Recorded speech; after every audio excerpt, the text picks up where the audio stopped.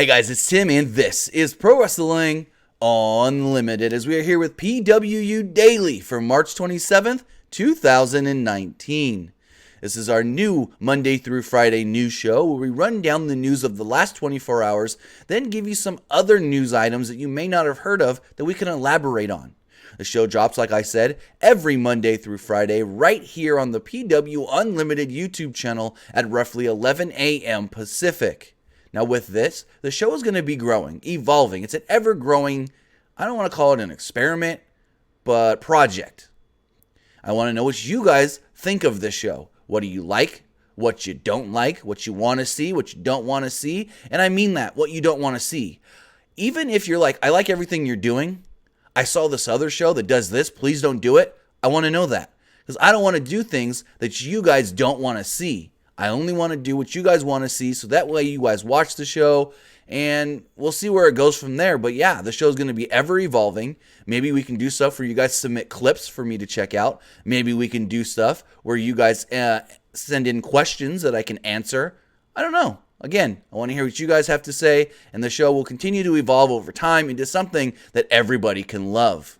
Now, with that, talking about love, got to give some love to our sponsors, Insight Editions. This week's sponsors Insight Editions, and they made the WWE's new official cookbook. In WWE's new cookbook, there's millions. Well, I can't say millions. That's a big exaggeration, but there's many different recipes. There's side dishes, appetizers, beverages, and more. You can make things like Foley guacamole. You can make things like salsa banks, Bailey's chicken nuggets, and even some Ric Flair whoopie pies as well. Also, Inside Editions makes WWE's Pop Quiz Trivia Deck. It's kind of like a deck of cards with over 195 different questions and answers for you to attempt to stump your friends with. They all come all packed together in a nice convenient pouch, so either you can play with it at home or take it on the go. We are actually going to be using this trivia deck soon in a live stream where you will have the opportunity to win some prizes. If you want to check out either WWE's new cookbook or the Pop Quiz Trivia Deck, there are links in the description below for you guys to go see both. Now, let's check out some of the news that dropped over the last 24 hours. So with WrestleMania, we always know that one, two, or more are going to get an elaborate entrance, and we now know that Ronda Rousey is getting an elaborate entrance as Joan Jett will be performing Bad Reputation live at WrestleMania as Ronda Rousey makes her entrance down to the ring. Speaking of WrestleMania and the basically main event with Ronda Rousey, her match may be changed a little bit. Charlotte Flair last night on Smackdown won the Women's Championship, the Smackdown Live Women's Championship, and now we don't know what they're doing with that match. Is it now title for title? Are both championships on the line? Are they unifying the titles? Is it still only for the Raw Women's Championship? A lot of questions are to be answered, and there's a lot of suggestions that people have made over the last maybe 12 hours or so since SmackDown did conclude, or this did happen on SmackDown. And one idea I gave was put both titles on the line and do what they did when Angle was the Intercontinental European Champion. He had a triple threat match with Benoit and Jericho, and there was multiple falls in the match. One fall saw the European title on the line. Another fall actually saw the Intercontinental Championship on the line. So maybe you can do something where fall 1, SmackDown Live Women's title on the line. Fall 2, Raw Women's title on the line. And in the end, both Charlotte and Becky can walk out champions. Just a suggestion from me, not saying that's the route they're going to go.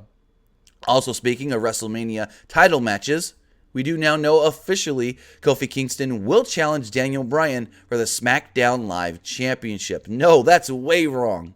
For the WWE Championship. Excuse me. And finally, speaking of WWE's WrestleMania, we now know that Shane McMahon versus The Miz will be a Falls Count Anywhere match, as Miz pitched the idea last night to Shane. Shane agreed to it. It's now official. But as far as other news, we've got 3 news stories for you on the docket, and the first one has to do with Flip Gordon. Unfortunately, he's injured again, or still injured. It's a little unclear exactly what's going on with Flip, but originally, Flip Gordon was injured back in January. He injured his knee. He hasn't wrestled since. Back on or around March 19th, Flip Gordon revealed on social media that he'd been cleared. He's good to go, and Ring of Honor announced that he was supposed to have his first match back this Sunday. Well, yesterday, unfortunately, things have changed. Flip Gordon sent out this tweet here stating the following. Unfortunately, this morning, I woke up and my knee was completely locked up. I was able to make it onto my flight and just landed back home, but still can't bend it completely. I have a doctor's appointment scheduled for tomorrow morning. So this was Monday. He was supposed to have a doctor's appointment yesterday. We don't know how the doctor's appointment went, but the fear is that he may have actually suffered some sort of a meniscus tear. We don't know if maybe it was while he was training, coming back to the ring. We don't know when this possible meniscus tear could have happened. And it's the same injury that Cody's dealing with. Cody ended up having to have surgery, out 3 to 4 months. So hopefully Flip is good to go for at least G1 Supercard. I know he's not scheduled for a match at G1 Supercard, but a lot of people do think he could challenge Bully Ray in the Open Challenge. And he's not going to be wrestling this Sunday. We know that for sure. Ring of Honor did make the announcement that he was supposed to be back Sunday. He's injured again. He's not going to be back Sunday. So another setback for Flip Gordon. And here's the other thing. His style is it's in his name, flips, aerial maneuvers. When you're doing a lot of those big flippy aerial maneuvers, you're putting a lot of pressure on your knees. Could he have to now tone down his style if he's going to start having these knee injuries, these knee problems? That's another question we may have to ask. So all the best in regards to Flip Gordon getting back and getting cleared, getting healthy as soon as possible, because I was really looking forward to seeing, after the I Quit match they had, I wanted to see Flip versus Bully at Madison Square Garden in a New York City street fight, but it's possible, but doesn't really look that possible anymore. Now going forward, we got a story here about Dana Brooke. Dana Brooke was recently on Chasing Glory, Lillian Garcia's podcast, and actually talked about how she thought about quitting WWE last month. While on the podcast, she felt like she's not getting what she thought she was going to be getting out of the WWE. She thought that in NXT, it was you pave your own way. You work hard, you get rewarded. But the main roster, not quite the same way. Let's listen to a clip from the show of exactly what she had to say. I do want to know, because you said you've been at that point where when that match with you and Talia got nixed, that you wanted to walk out. What kept you? Because you just said don't quit, but you got to the point where you wanted to quit. So what made you not quit? Something in life, you're always going to have obstacles put in your path. And I am a prime example from ever since I was a little girl to where I am now. You control your own destiny. And as much as WWE, they kind of guide you in the path of where you're going to be led to and, where your path is going to go. And at that point in time, I feel like when I first started WWE NXT, it was like, go, go, go. And you control your own destiny and you control your own path. And then when I came up to the main roster, it was such a different transition, and seeing people pass you before your eyes. And, it takes a toll on your heart, because you're like, what am I doing wrong? What can I do better? How can I be where they are? And you feel defeated so many times, because it's like, it's like if you think of like a bench player, or like a basketball game or baseball game or any child activity, you're on a bench full of people, and then the coach calls you in, right, to play, and you run like as fast as you can, like, okay, yeah, I get to play, and you get one play, and then they're like, okay, go sit back on the baseline. And that's truly like how I've been feeling. And I'm like, I don't know what more I can possibly do at this point. Like, this is not me. WWE doesn't define who Ashley is. Like, I'm a strong competitor inside the ring, outside the ring, in the journey through life. Like, so when I had been told that, like, okay, your match isn't happening, at that point in time, I was just like, no, this place does not define me. I'm stronger than this. I want to go and prove to the world that, you know, you can't keep me down. And I literally went to Jen and I was like, I can't believe this. I truly need to better myself and this and that.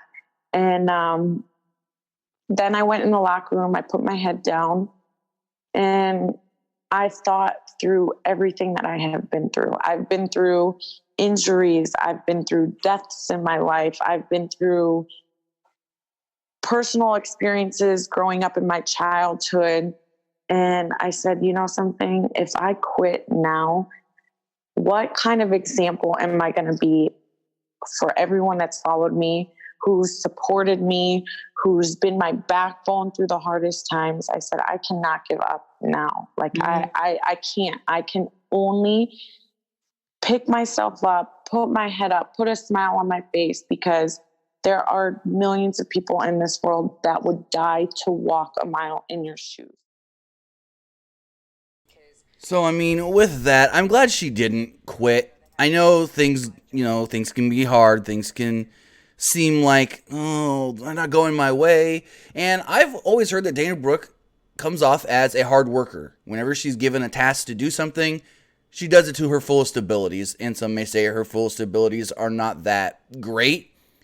But I commend her for, thinking through it, going, you know what? No, I don't want to be labeled the quitter. I don't want to be labeled somebody that gave up, somebody that went out there and said, oh, well, it's not going for me. Let's just meh. So I think with Dana Brooke not quitting, I think that's really, really good. I think her just sticking it out, staying with the WWE, maybe things can change for her. Maybe one day they can say, hey, we're going to make you into a tag team with X or with Y, and we'll give you opportunities that way. So there's other things that they can do with her that maybe will better her career down the road, and she just got to stick it out. So I commend her for, thinking it over and sticking it out. So I know a lot of people probably like, she should have just quit anyways. No, she shouldn't have. I get it. If things aren't going your way, try something different. And we don't know if she would have stayed in wrestling or if she would have went back to bodybuilding and competing in that route. So, I think it's good for her that she thought it over, like I said, and all in all, it was a good decision for her. Now, speaking of women in WWE, I want to talk about what was supposed to happen and didn't happen last night on SmackDown. So we know that Charlotte beat Asuka for the championship last night. She's the new SmackDown Live Women's Champion. Well, there was supposed to be a fatal four-way match to determine the number one contender for the SmackDown Live Women's Championship at WrestleMania. It was supposed to be Mandy Rose, Sonya Deville, and Carmella. At, I want to say, 1 p.m. Pacific time, the match was still listed on WWE's website. Within those next 3 to 4 hours, everything got flipped upside down, changed, Charlotte got the title match, and then we found out what happened. Some people, even 2 hours before the show, I heard, we're still thinking we were getting the four-way. And these women shared their displeasure on social media as far as them not getting their match. And it's not like, oh, they're upset now because they didn't get what they wanted. No, it's upset because they didn't get what they were told they were going to get. Let's see this tweet from Sonya Deville. Sonya Deville tweeted out the following, stating, I'm a very patient person with a long fuse, but let me tell you, when it blows, you won't want to be the one in my way. Hashtag hair up, square up. Mandy Rose tweeted out, putting all the equity in the wrong blonde. Hashtag shaking my head. Hashtag God's greatest creation. Hashtag SD Live. Carmella tweeted, push thoughts? Or push through, my bad, I can't read. Push through? I don't know. And then the kind of like shruggy emoji, like, do I just push through this? And then we have one from Naomi, was just like, basically right when that match ended, she tweeted out, welp. So it's unfortunate. Now all these women are probably just going to end up in the Battle Royal that they still haven't even announced. We heard that they're going to do the Women's Battle Royal, but when are they going to announce it is the question. You know, it's weird what they're doing here. Asuka now going to be probably in the Battle Royal as well. The title, it's up in limbo. We don't know what they're going to do. Is it going to be, like I said earlier, on the line in the main event? Is it not going to be on the line? And there's a lot of things here to think about, but it's just like, you did these women dirty. Some may say you did these women dirty by telling them for a whole week, one of you going to have an opportunity to wrestle at WrestleMania for a title. I don't know who was supposed to win that match. I don't know if like last week when they announced the match, they had already told, for instance, my pick would have been Naomi. So we don't know. Like, say last Tuesday when they announced this match after SmackDown, if they also went to Naomi and said, you're the one winning. You're going to challenge Asuka for the title at WrestleMania. And then Tuesday they changed all of that. I feel bad. I feel bad for her if someone was told that. So, I mean, rough times. But the last thing we do have here, it's not really a news story. It's kind of like a what kind of story. So Alexa Bliss took to her Twitter this morning and stated maybe it's time to change up her hair color. You know, Alexa Bliss got the long blonde hair and the tips. Sometimes they've been blue, sometimes they've been pink, sometimes I think they've even been purple. So she teased changing her hair color, and this is what she posted after the tease.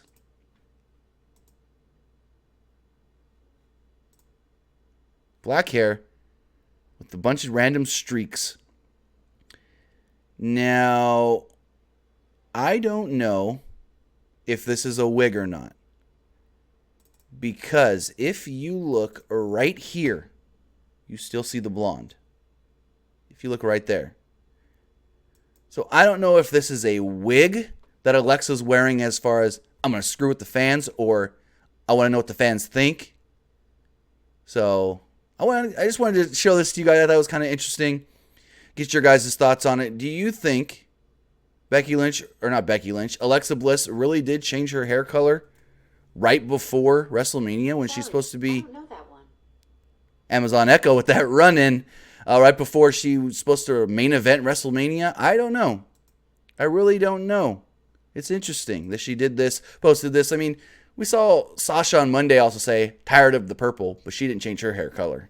So with that, that's going to do it for this episode of PWU Daily. But before we wrap it up, I'm going to talk about our friends over at What Wrestling, because wrestling has a tomorrow. What Wrestling has announced What 10, taking place on May 26th from Providence, Rhode Island, with tickets on sale now. Confirmed for the show is Teddy Hart, and the newly crowned What champion will have his first defense. It's Dan Maff defending against the face of tomorrow, Casey Navarro. More on this is described in the comments in the description below with a link where you guys can go check out What Wrestling. So with that, I got to say thank you to everybody who watched this show today. Everybody who supports us here on Pro Wrestling Unlimited.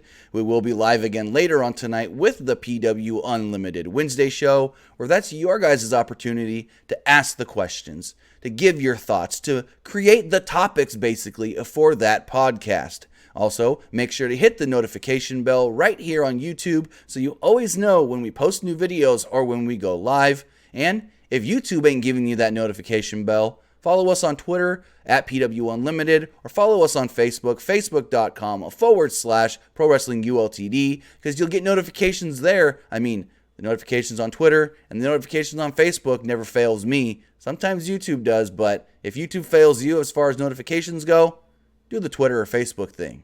Have a great day, guys.